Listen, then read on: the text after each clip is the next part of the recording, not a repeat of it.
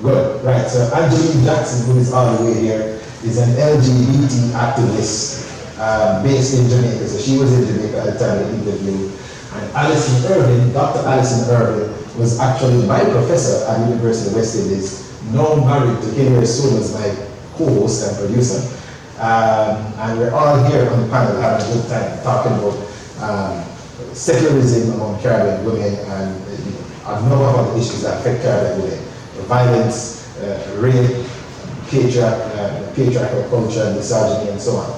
And this particular program here had, I think, 3 seasons, and we're currently on a season break with this program right now. And finally, we have a radio show. So what you're hearing now is the starter music of this radio show, the Guys Skeptics radio show.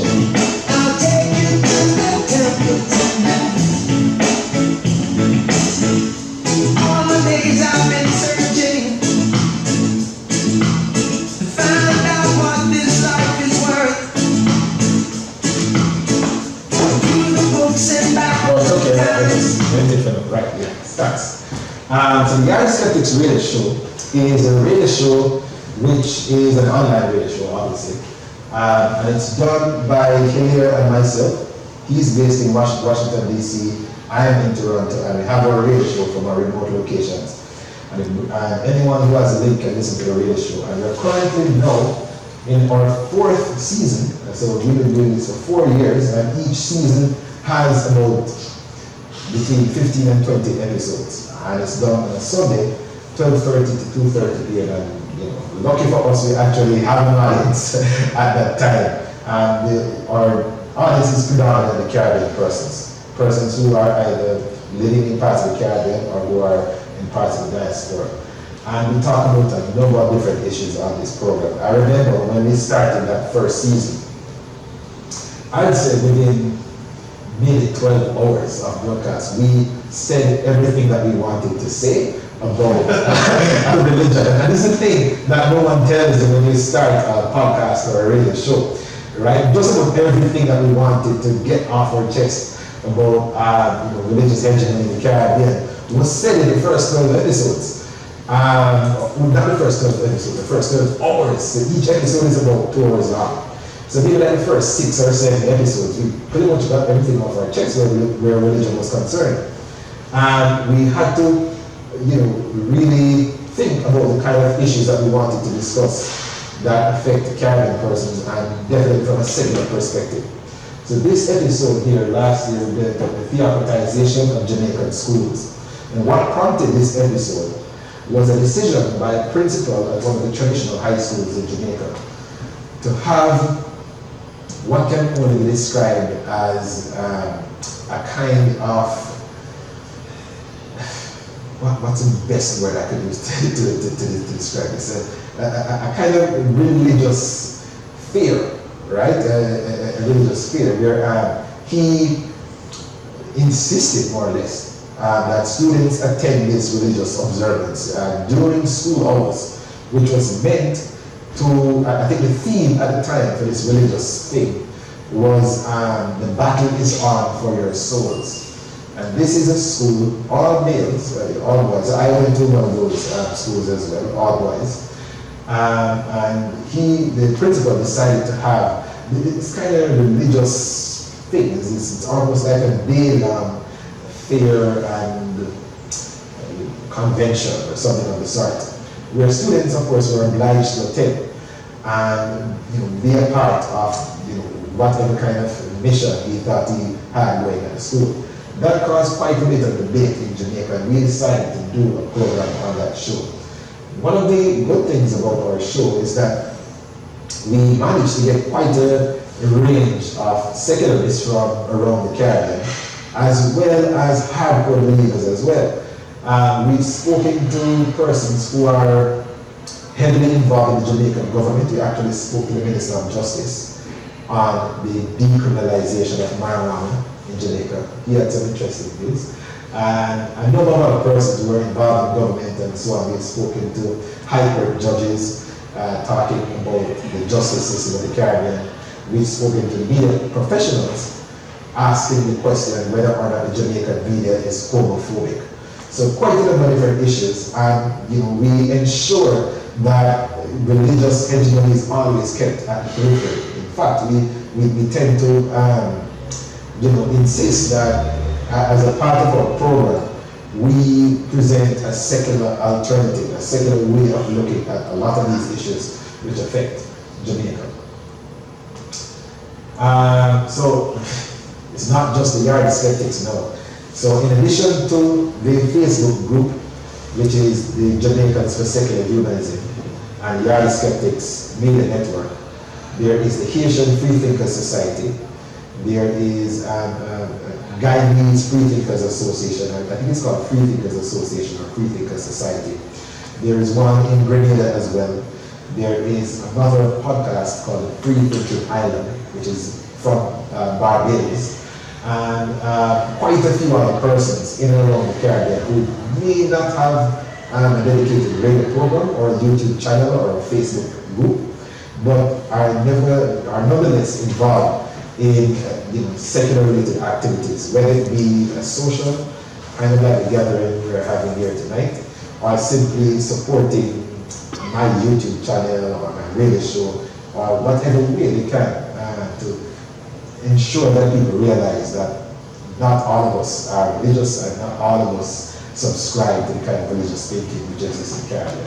And that is certainly the state where it is at right now. One of the things which has started to happen is that more and more persons in Jamaica, if you were to look at the newspapers in Jamaica and the kind of letters which are sent to the editor and responses to letters which have been sent to the editor, you'd notice that not only is there resistance against the kind of religious thinking which exists in Jamaica, there's a kind of decidedly secular approach and sometimes anti-theistic approach to the way that Jamaican persons and other Caribbean persons are thinking about issues in and around their societies.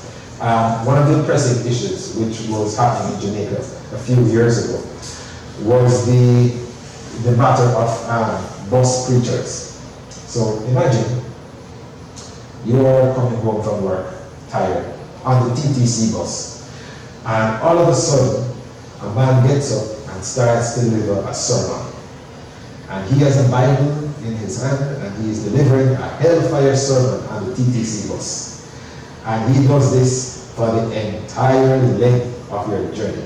And this is a very common thing in Jamaica. Until the Minister of Transport decided that no more. Bus preaching is now done.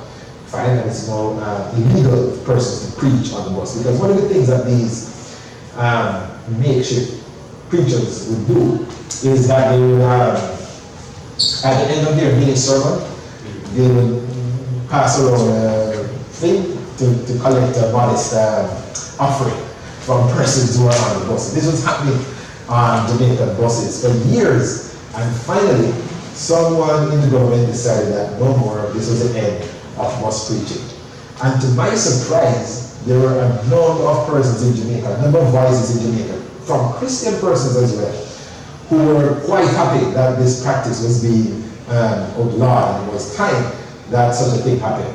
Right? So I'm just about wrapping up now, so it's the last time we have to do that. Right? As soon as it comes out. So there has been a paradigm shift, so to speak. Right? More and more we're noticing that more and more we're noticing that persons are feeling more comfortable and a bit more brave to voice their disapproval of Christian imposition and to voice their disapproval of the ways in which, especially the government of Jamaica, has manipulated the religiosity which exists in the island to their own advantage. Whether it be to solicit votes, they would ensure that the electorate is aware of their religious affiliation, or whether it is to pacify the electorate by telling them that we might not have a handle on the debt issue, or the crime and violence issue, or hurricane preparedness, but God will provide. Right? And this has been an ongoing issue in Jamaica. A number of Jamaican persons are at length and at last upset by what is going on. Fine. So if it doesn't come on, it's alright. I'll just have one more slide. Trying to figure it out. It's not very intuitive. Oh, I will just click it once. It's alright. Yeah, it's okay. Alright. That's it. Oh, There we go. okay. Well, let's see. We might as well just stay right there. Just in case. Okay, it's coming on. Good. All right, fine. So, looking ahead, the future looks bright, fine. So there is this old-time Christian hymn.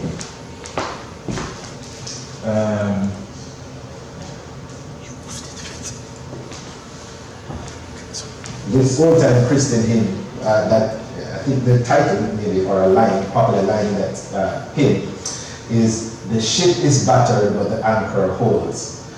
And this is pretty much what is happening in and around the Caribbean now. Christian hegemony is battered, but it's still holding on for dear life. In many respects, persons who are now totally aware that they've lost the culture war have retreated and have hunkered down and are being extremely vocal on social media, especially where the matter of LGBT rights is concerned. That is certainly the battleground in Jamaica now. Human rights, and in particular LGBT rights recognition, is one of the hot button issues in Jamaica. And it's now abundantly clear that no one gives a shit what you religious zealots think about LGBT persons and their attempts to restrict their rights and their dignity and so on. And that is what is going on. So I am hopeful and I'm optimistic about a secular future for the Caribbean, definitely Jamaica. And I am glad that I have been a part of that. And I can stand here now and not feel uncomfortable or weird about the fact that I'm 100% non-believing atheist. Thank you very much.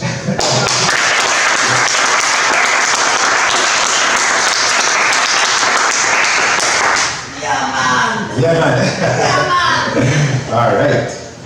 Ooh, any questions? Yes. Yeah. Clive, tell me a bit about this business of the kind of English and the patois English. Yeah. Because what you tell me about the scientific view about the benefits of teaching patois. Yes. Well, I trust scientists, but frankly, it's counterintuitive. It's counterintuitive in the sense that I think that there is always a sense that by reinforcing something that is not connected with the rest of the world, you're furthering the isolation of a certain community. Right. So, yes, so that is the intuitive thinking I have. Right, which is good, right? Which is how science kind of operates. Yeah. It goes against what seems like common sense, what Yeah. seems like intuitively correct. Okay. So there's actually a project which is ongoing right now in Haiti. It's called the MIT Haiti Initiative. And Haiti is one of those Caribbean territories which has managed to forge ahead where bilingual literacy is concerned. So in Haiti, for instance, I think up until grade 4 or grade 5, students are educated in Creole, Haitian French Creole. And then they are transitioned into standard French, right? And that approach has yielded quite positive results for Haiti, and this has been done for years. Jamaica actually ran a similar pilot bilingual education project where students were, for the first time ever in the history of Jamaica, introduced to the writing system of Jamaican Creole, the grammatical structure of Jamaican Creole, and taught how to read Jamaican for the first time. Imagine, for instance, a class on mathematics. In a class of mathematics, what is important is an understanding of the abstract concepts of subtraction, addition, multiplication, and so on. Now, if a child in that class is learning these concepts for the first time, these abstract concepts, they have what that mathematics challenge right there, because they're learning the concept of multiplication and long division for the first time. But in addition to the abstract mathematical concepts, they're dealing with a language barrier as well, because mathematics, geography, and biology are all taught in English, right? And what the bilingual education program did in Jamaica, it was piloted in a school, I think in 2008. It introduced these same complex concepts in mathematics to children in Jamaica Creole. And for the first time, what the researchers noticed, especially when the boys were concerned, was that boys who would normally sit at the back of the class and play incessantly until the day was done, were now finally engaged. They were finally interested in actually participating in the class and giving an answer. Why? Because they could answer finally in their mother tongue, Jamaica Creole. Right? So there was certainly that level of breakthrough which was happening. The idea is never, ever, ever to replace English or to replace Standard French or to replace Spanish or whatever. The idea is to develop the skill of literacy, which is independent of any language, and transfer the skill of literacy to a second language. So children grow up in a household and they speak, in the case of Jamaica, Jamaican Creole. In the case of Haiti, Haitian French Creole. In the case of the ABC Islands, Aruba, Bonaire, and Curacao, there's a language called Papiamento that children grow up speaking, and then they transition into Dutch. In Jamaica, they transition into English. In Haiti, they transition into Standard French. Fine, and it actually yields results. So yes, it does seem counterintuitive, but the research speaks for itself. Bilingual education and bilingual literacy can and does work. And the reason why I introduced that point, as you heard, was because I was one of those persons who wanted the public to take linguistics seriously. Right? We were just seen as pesky academics who wanted to impose this system of education on the island, even though it seemed to make no sense. And I would struggle with persons on social media and even other persons at the university to explain how it is that this concept works and show them the research, but people simply look and say, this makes no sense, this is complete nonsense, and why not just do it the old traditional way, which, by the way, was not yielding positive results. One of the things which was happening in Jamaica, the Ministry of Education actually released this finding like about maybe 7 years ago. Upwards of 200,000 children were leaving high school, pretty much graduating from high school. They're not being kicked out, graduating from high school, functionally illiterate. Right? So the scores in English were dismal. This is because of the method of teaching English, which was done in Jamaica. Right? So the results are there, the research is there, and I guess that's pretty much all I can say. Okay, you mentioned Haiti, but the reputation of Haiti, and I've never been there, is not. I mean, one thinks of Jamaica as being further ahead, further developed than Haiti. Yes. So I'm kind of puzzled that not Haiti area of bilingual education. So okay. that is what Haiti has us beat.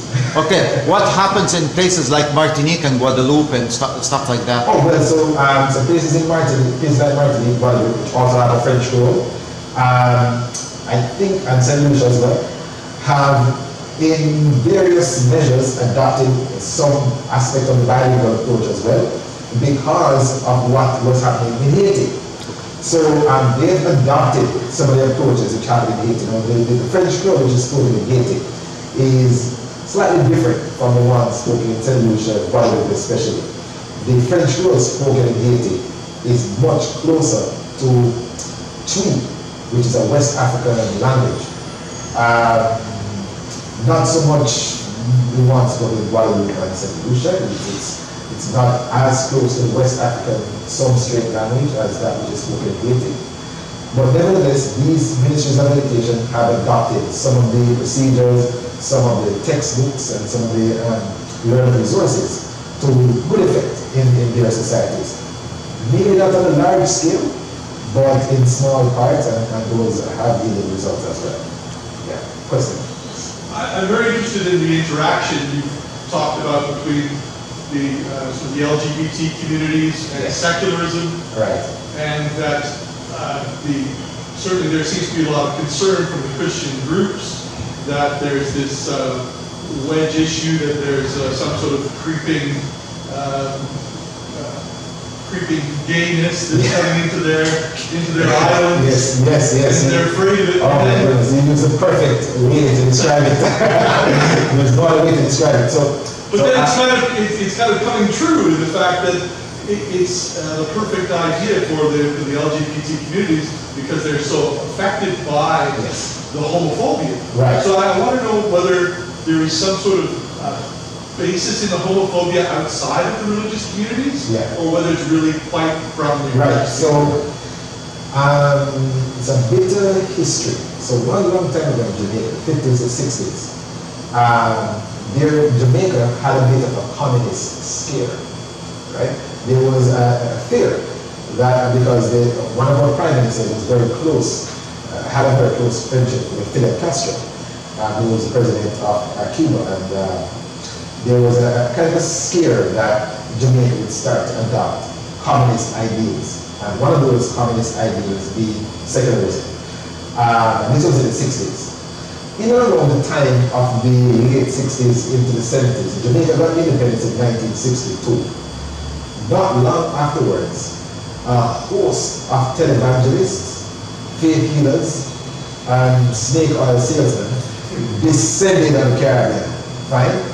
And they went especially to places like Jamaica, Guyana, Barbados, Trinidad, right? They're definitely the English-speaking parts of the Caribbean or the West Indies. And in my view, Jamaica is yet to recover from that kind of injection of fundamentalist Christian ideas. So that was actually in and around the time when homophobic sentiments started to ramp up in Jamaica. What happened prior to that was Jamaican people would know of a person in the community who was gay, but that was just it. Afterwards, when I was growing up in the 80s and the 90s, you could face the threat of death if persons thought that one of your friends was gay. And I've actually seen that happen, in my community. People are being chased, running literally for their lives. A mob chasing them with tools, with knives to kill them because there was a rumor that they might be associated with a person which is gay. So that homophobic sentiment and rhetoric was really and truly imported into Jamaica.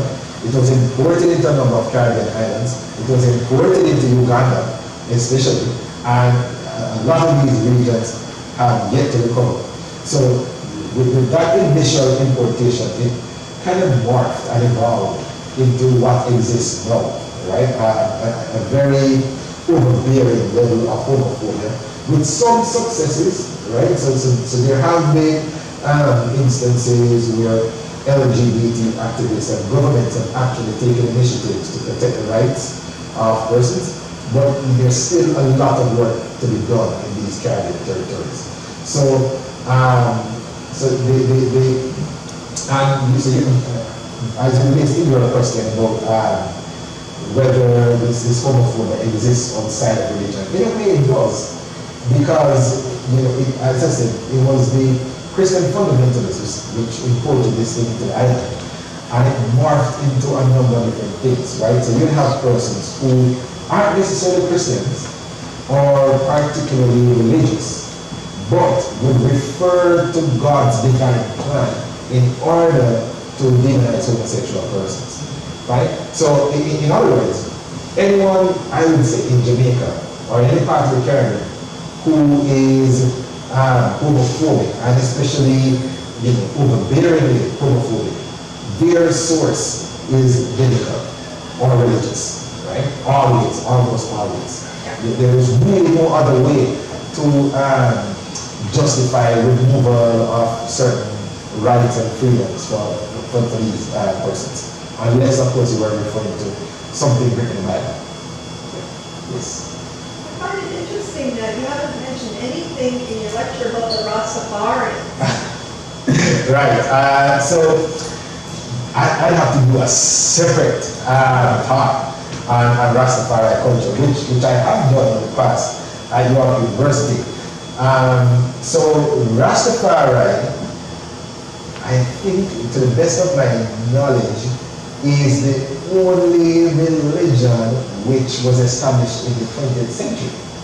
Right? I'm not sure if there is any other. So certainly the only one with Scientology. Oh, right, Scientology, right? So Rastafarianism came to prominence in and around the time of the 1930s, right? So in the 1930s into the 1940s. Stop, and then start again.